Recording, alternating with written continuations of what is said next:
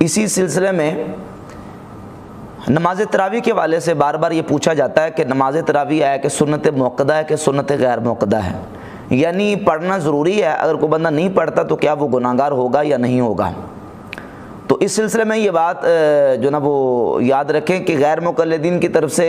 مولوی صاحب فیصل آبادی اور دیگر جو ہیں وہ یہ کہتے ہیں کہ یہ نفل ہیں، پڑھ لے تو ثواب ہے، نہ پڑھیں تو کوئی گناہ نہیں ہے۔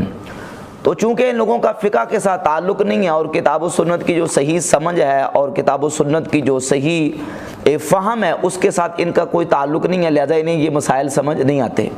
تو یہ یاد رکھیں کہ نماز تراویح سنت موقدہ ہے۔ آپ کہیں گے سنت موقدہ کیسے ہے؟ سنت موقدہ کی آپ وضاحت کر چکے ہیں کہ جس پر تاکید ہو، جس پر تاکید کی گئی ہو، وہ سنت موقدہ ہے۔ تو نماز تراویح پر تو کوئی تاکید نہیں ہے، بلکہ نبی کریم صلی اللہ علیہ وآلہ وسلم نے تو فعلاً نماز تراویح کو 3 دن ادا کیا ہے جماعت کے ساتھ، اور بعد میں رسول کائنات صلی اللہ علیہ وآلہ وسلم نے جماعت کے ساتھ اس کو ادا نہیں کیا۔ تو یہ سنت موقدہ کیسے ٹھہری؟ تو اس سلسلے میں یہ بات سمجھیں کہ سنت کی 3 حیثیتیں ہیں، 3 قسمیں ہیں سنت کی: سنت قولیہ، سنت فعلیہ اور سنت تقریریہ۔ سنت تقریریہ وہ سنت میں اس سے وضاحت کرتا ہوں کہ نبی کریم صلی اللہ علیہ وآلہ وسلم کے سامنے کسی نے کوئی کام کیا ہو تو حضور اکرم صلی اللہ علیہ وآلہ وسلم نے اس پر خاموشی اختیار کی ہو، منع نہ کیا ہو، تو اس کو سنت تقریریہ کہتے ہیں۔ اور دوسرا سنت فعلیہ کہ سرکار دو عالم صلی اللہ علیہ وآلہ وسلم نے کسی کام کو خود کیا ہے، فعلاً اس کو حضور علیہ السلام نے کیا ہے، تو وہ سنت فعلیہ۔ جس طرح نبی کریم علیہ السلام نے وضو کیا سنت کے مطابق، وضو کس طریقے سے کرنا ہے حضور علیہ السلام نے کر کے دکھا دیا، تو یہ وضو کرنے کا جو پورا سنت طریقہ ہے یہ سنت فعلیہ ہے۔ اب آجے سنت قولیہ۔ سنت قولیہ وہ سنت ہے کہ نبی کریم صلی اللہ علیہ وآلہ وسلم نے کسی کام کے کرنے کا حکم دیا، یا کسی صحابی نے حضور کے سامنے کوئی کام کیا تو نبی کریم علیہ السلام نے اپنے قول کے ذریعے اس کی تائید فرما دی۔ جس طرح کہ سنن ابی داؤد میں اس کی مثال پیش کروں گا، حدیث موجود ہے، حدیث نمبر 506، سیدنا معاذ ابن جبل رضی اللہ تعالیٰ عنہ صحابی رسول مسجد میں آئے، سرکار دو عالم صلی اللہ علیہ وآلہ وسلم نماز پڑھا رہے تھے،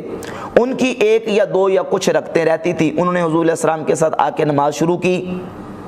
تو جب نبی کریم علیہ السلام نے سلام پھیرا تو معاذ ابن جبل رضی اللہ تعالیٰ عنہ نے سلام پھیرنے کے بعد کھڑے ہو کے، حضور کے سلام پھیرنے کے بعد کھڑے ہو کے انہوں نے اپنی نماز کو پورا کیا۔ نبی کریم علیہ السلام نے جب ان کی اس عمل کو دیکھا تو سرکار دو عالم علیہ السلام نے فرمایا ان معاذا قد سن لکم فافعلوا ذالک، فرمایا معاذ نے تمہارے لیے ایک طریقہ ایجاد کیا ہے، فافعلوا ذالک، جس طرح معاذ نے کیا ہے تم بھی اسی طریقے سے کرو، یعنی وہ کام تم کرو جو معاذ نے کیا ہے اس طریقے سے تم عمل کرو۔ تو اب سرکار دو عالم صلی اللہ علیہ وآلہ وسلم نے حضرت معاذ رضی اللہ تعالیٰ کی اس عمل پر قولاً تائید فرما دی، تو یہ سنت قولیہ بن گئی، یعنی قولاً حضور علیہ السلام کی یہ سنت ہے کہ سرکار نے اس کی تاکید فرما دی قول کے ذریعے۔ تو اب قیامت تک کے مسلمانوں کے لیے یہ سنت قولیہ جاری ہے کہ جب کسی کی نماز میں سے کوئی 1، 2 یا 3 رکعتیں امام کے ساتھ رہ گئی ہوں تو وہ کھڑا ہو کے امام کے سلام پھیرنے کے بعد اس سنت طریقے کے مطابق اس کو ادا کر لے گا۔ تو اب ثابت ہو گیا کہ حضور علیہ السلام کے قول سے بھی سنت کا ثبوت ملتا ہے، اور جب حضور علیہ السلام نے اس پر تاکید فرما دی قول کے ذریعے تو وہ سنت قولیہ ٹھہری۔ اب جب ہم ذخیرہ احادیث میں دیکھتے ہیں تو سرکار دو عالم صلی اللہ علیہ وآلہ وسلم کی ہمیں صحیح احادیث ملتی ہیں۔ سنن ابی داؤد کی حدیث نمبر 4607 اور جامع ترمذی میں 2676 اور صحیح مسلم میں بھی الفاظ کے تغیر و تبدل کے ساتھ 2005 نمبر حدیث موجود ہے۔ حدیث مشہور ہے کہ نبی کریم علیہ السلام نے ارشاد فرمایا علیکم بسنتی وسنت الخلفاء الراشدین المہدیین، تم پر میری سنت اور میرے خلفائے راشدین کی سنت لازم ہے۔ اب تمسکوا بہا، اس کو مضبوطی کے ساتھ تھام لو، وعدوا علیہا بالنواجذ، اور اس سنت کو اپنی داڑھوں کے ساتھ مضبوطی سے پکڑ لو۔ نواجذ کہتے ہیں جو سب سے آخری داڑھیں ہیں، جو سامنے والے دانت ان کو سرائیں کہتے ہیں، پھر رباعیات ہیں، انیاب ہیں، دواحق ہیں، طواحن ہیں، نماجز ہیں۔ جو سب سے آخری جو داڑیں ہیں ان کو نماجز کہا جاتا ہے، اور جو چیز ان آخری داڑوں کے ساتھ پکڑی جاتی ہے وہ پوری مضبوطی کے ساتھ پکڑی جاتی ہے، کوئی اس کو چھڑانا چاہے تو نہیں چھڑا سکتا۔ تو سرکار دو عالم صلی اللہ علیہ وآلہ وسلم نے اپنے قول کے ذریعے تاکید فرما دی کہ جو میری سنت ہے اور میرے خلفائے راشدین کی سنت ہے اس کو لازم پکڑ لو، اس کو مضبوطی سے تھام لو، عدو علیہ بالنواجذ، اور ان کو اپنی داڑوں کے ساتھ مضبوطی کے ساتھ پکڑ لو، ان کو وہ چھوٹنے نہ پائے۔ تو حضور علیہ الصلوۃ والسلام کے قول کی تاکید سے یہ بات ثابت ہوگی کہ جو عمل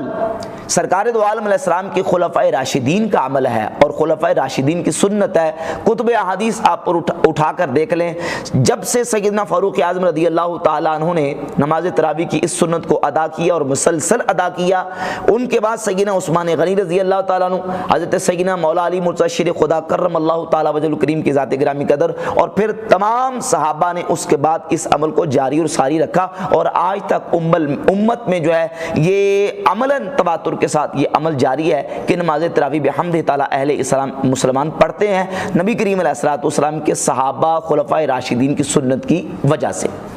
تو خلفائے راشدین کی جو سنت ہے اس کو مضبوطی سے پکڑنے کا حکم حضور علیہ السلام نے اپنے قول کے ذریعے دیا، اور ان کی سنت کو حضور علیہ السلام نے اپنی امت کے لیے لازم کر دیا۔ تو یہ سنت قولیہ ہے جس پر تاکید نبی کریم علیہ السلام نے ارشاد فرما دی۔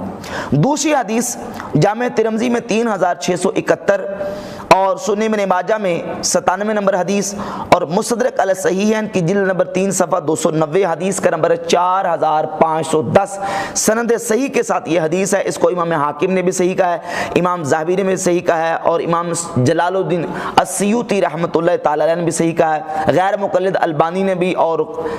عبد القادر ارناؤت وغیرہ محققین جو انہوں نے بھی اس حدیث کو صحیح کہا ہے۔ سرکار دو عالم علیہ السلام نے ارشاد فرمایا، اقتدوا باللذین من بعدی ابی بکر و عمر، میرے بعد دو شخصوں کی پیروی کرو، یعنی ابو بکر اور عمر کی، میرے بعد ابو بکر اور عمر کی پیروی کرو، ان کی اقتداء کرو۔ تو حضور علیہ الصلوۃ والسلام نے اپنے قول کے ذریعے، اپنے ارشاد کے ذریعے اپنی امت کو یہ تعلیم فراہم فرمائی ہے کہ ابو بکر و عمر کی کیا کرو؟ پیروی کرو، ان کی اقتداء کرو۔ تو ابو بکر و عمر کی اقتداء اور پیروی امت پر لازم ہے، یہ سنت موقدہ قولیہ ہے جو سرکار دو عالم صلی اللہ علیہ وآلہ وسلم نے اپنے قول کے ذریعے اپنی امت پر لازم کر دی۔ تو ان حدیث طیبات کی روشنی میں یہ بات واضح ہوتی ہے کہ نماز تراویح چونکہ خلفائے راشدین کی سنت ہے اور مستقل سنت ہے، اور اس پر خلفائے راشدین نے ہمیشہ اس کے ساتھ عمل کیا ہے، تو یہ سنت موقدہ ہے۔ حضور علیہ الصلوۃ والسلام کے قول اور فرمان کی وجہ سے امت پر صحابہ اکرام علیہ رضوان خلفائے راشدین کی سنت کو جو ہے وہ جاری رکھنا اور اس پر عمل کرنا لازم ہے، لہذا سنت موقدہ ہے اور اس کو چھوڑنا گناہ ہے، اور اس پر عمل کرنا ضروری ہے اور لازم ہے، اور سنت تراویح اور نماز تراویح کو ادا کرنا یہ سنت موقدہ لازمہ ہے، اور اس کو چھوڑنا یہ جائز نہیں۔